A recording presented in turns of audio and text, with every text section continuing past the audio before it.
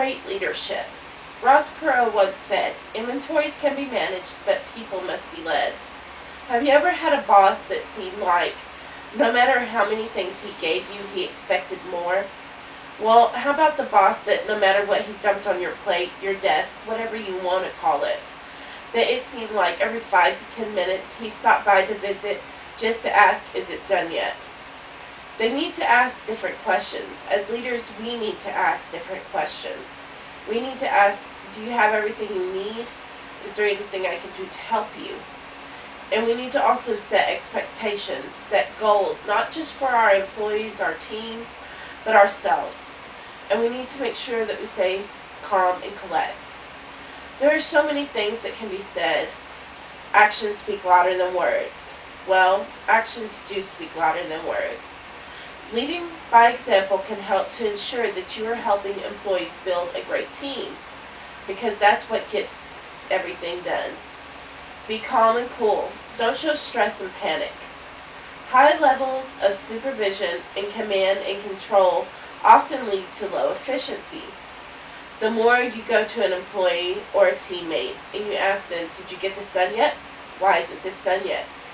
We need to be supportive and say, this is your deadline. This is what you need to reach. You have everything you need to reach that goal, and set that goal for not only them but you. There's follow-up, and it's going to be more efficient for you as well as the employee. When you go on the website www.humanresource.about.com by Susan Heathfield, 2009, retrieved April 12, 2009, effective delegation is not more work. We also want to support our employees by avoiding micromanagement. Instead of going to your employee every 5 minutes, follow up just by walking by, asking how they're doing. But don't wait every 5 minutes to do this. Pace yourself. Check in with them in the morning and then maybe in the afternoon before they leave. But a good employee will come to you and let you know, "Boss, today this is what I did. This is what I accomplished," and they're proud of the work that they have submitted. Moving on, we want to talk about something a little bit more personal, the way you look at yourself as a leader, what you can expect from yourself. Going on to setting goals is great, but what do you need to do to accomplish these goals? You need to make sure that you have the knowledge to lead your team. You don't want to go in blind and just ask them to do something you do not know how to do, or something that you would not do. You need to make sure that it is ethical and moral. On personaldevelopment.com, it also stated that team building was a great way to lead to delegation. The more your team knows, the more knowledge they have about a product or about a certain project, means the better that it's going to be. They're going to be able to build that system, that teamwork. Remain aware of your actions. As I read this, the world has been changing. The world changes every minute, so you must be a step ahead. You must always have what it takes to push yourself and to push your team. Always remain calm is something easier said than done.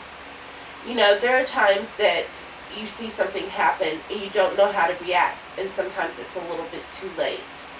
Well, again, on www.personal-development.com, we have different tools, different motivations that also led to a sub-website with Robert Webb, published 2003, retrieved April 12, 2009, Motivation and Leadership Styles. Again, that's www.motivation-tools.com. And it gives you different tools, ways of analyzing not only yourself, but ways to help you improve your leadership. And that's what we want to do. We want to talk about your leadership style. Are you someone who is proactive, or are you reactive? By this I mean, when you react to something, it's the way you react to it. Do you wait until something happens, or do you try and be proactive?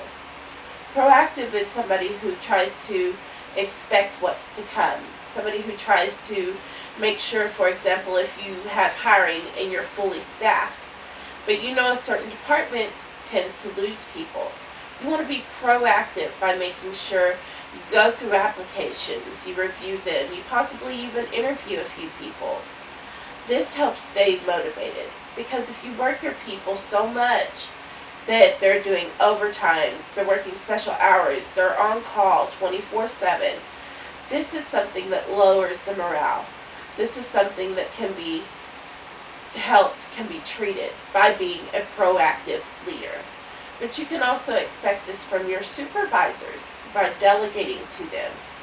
You want to make sure that anything that you delegate, that your employees will be able to handle. You don't want to overload them, because that once again leads to bad motivation. And as a leader, we need to make sure that we have strong motivation, that our employees are motivated to do their job, to do their work. People that are happier at their job are going to do a better job. Always remain aware of your surroundings, your team building skills. Make sure that your team has the steps to work towards. You want to also make sure a key aspect of leadership, once again, is delegation. When you're delegating to your employees, make sure that you go to them and personally set that goal. You know, each one that we've talked about, each point that we've talked about is all intertwined. When you delegate, you have to make sure that you have the knowledge to not only teach them, but to make sure that they understand that knowledge. And then the knowledge is gained by how you lead. So being a great leader can mean so much more than just going out there and saying, hey Bob, can you go ahead and get this shelf taken down? It needs to be more of, hey Bob, this shelf needs to come down today. And what we're going to do is we're going to put up a new set. This is what's going to be done. These are your expectations. And then moving on to the final and more important is, be proud of yourself and what you do. If you're proud of your work, you show. Your work, it shows who you are. If you're someone who is sloppy, doesn't care, that's going to show. Your customers, your teammates, even your bosses will know. One thing that I learned from Chuck Galuzoi was published 2009, retrieved April 11, 2009, Setting Expectations. This is www.personal-development.com. You need to understand who you are and what you want from yourself.